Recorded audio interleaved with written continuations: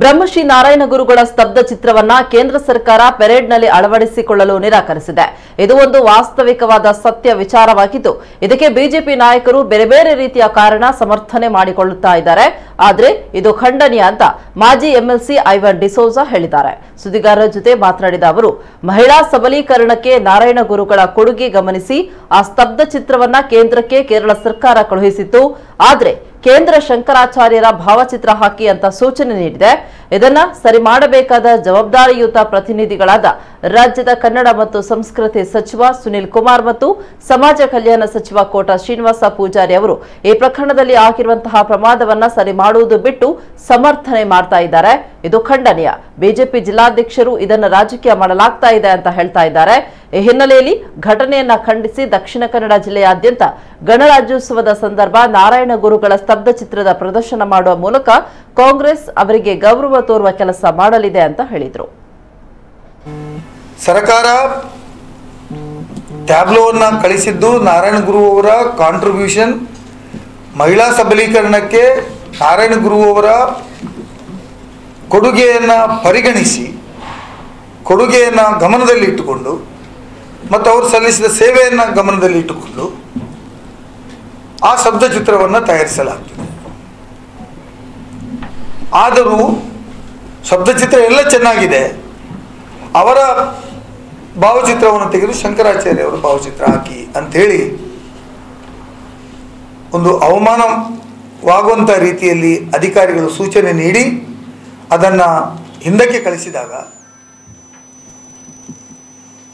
ಅದನ್ನು ಸರಿ ಮಾಡಬೇಕಾದ ಜವಾಬ್ದಾರಿಯನ್ನು ಹೊತ್ತುಕೊಂಡಿರ್ತಕ್ಕಂಥ ಜವಾಬ್ದಾರಿಯುತ ಚುನಾಯಿತ ಪ್ರತಿನಿಧಿಗಳು, ಅದರಲ್ಲೂ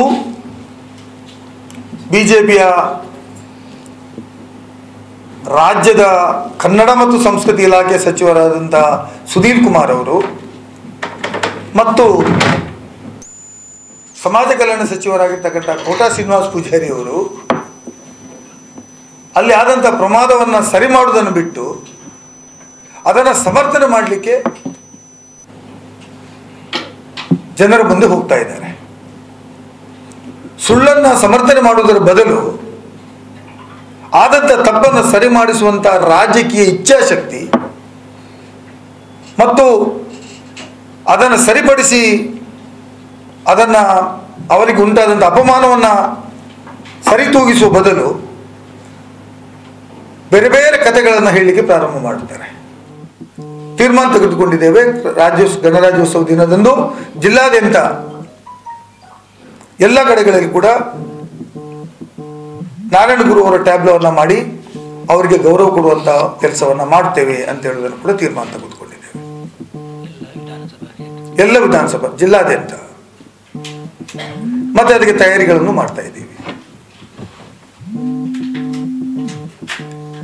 ಹಾಗಾಗಿ ನಮ್ಮ ರಾಜ್ಯದಲ್ಲಿ ಬಿಜೆಪಿಯವರು ನಾರಾಯಣ ಗುರು ಅವರನ್ನ ಬಳಕೆ ಮಾಡ್ತಾರೆ ಹೊರತು ಚುನಾವಣೆ ಬಂದಾಗ ಅವರ ತತ್ವ ಸಿದ್ಧಾಂತಗಳ ಬಗ್ಗೆ ಮಾತಾಡ್ತಾರೆ, ಸಮುದಾಯದ ಬಗ್ಗೆ ಮಾತಾಡ್ತಾರೆ.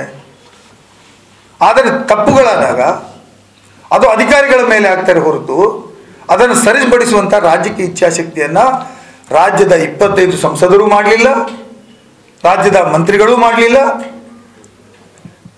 ಮೇಲಾಗಿ ಆದ ತಪ್ಪನ್ನು ಮತ್ತೆ ಸಮರ್ಥನೆ ಮಾಡಿ ಮತ್ತೆ ಮತ್ತೆ ಅವಮಾನ ಮಾಡ್ತಕ್ಕಂಥ ಕೆಲಸವನ್ನು ಬ್ರಹ್ಮಶ್ರೀ ನಾರಾಯಣ ಗುರು ಅವರಿಗೆ ಬಿಜೆಪಿಯವರು ಸತತವಾಗಿ ಮಾಡ್ಕೊಂಡು ಬರ್ತಾ ಇದ್ದಾರೆ. ಇದನ್ನು ನಾವು ಖಂಡನೆ ಮಾಡ್ತೀವಿ.